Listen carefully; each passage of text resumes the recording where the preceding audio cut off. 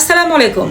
US এর 31 তারিখের মধ্যে যারা DS-160টা আপডেট করবেন না, DS-160 সাবমিট করবেন না, বা আপনার হচ্ছে প্রোফাইল যদি আপডেট না করা থাকে আপনারা কিন্তু আর করতে পারবেন না, আপনারা কিন্তু এম্বাসি ফিস মার যাবে। সো যারা 24 সালে এম্বাসি ফিস জমা দিয়েছেন, DS-160 সাবমিট করেননি বা প্রিপারেশন নেননি বা আপনার ডেটটা আগাননি, এইসবের দ্বিধাদ্বন্দ্বের মধ্যে যারা আছেন তারা আজই আমাদের সাথে যোগাযোগ করুন। কারণ 31শে মের মধ্যে আপনি যদি আপনার প্রোফাইল আপডেট না করেন, আপনার 4-5 জন একই পরিবারে যদি হয়ে থাকেন, সবারই এম্বাসি ফিস মার যাবে। আপনারা 1 বছরের জন্য কোনো ওয়েট করবেন না। সবাই কিন্তু জানেন যে ইউএস এর এম্বাসি ফিস 1 বছরের মেয়াদ থাকে, এর মধ্যে হচ্ছে দাঁড়াইতে হয়।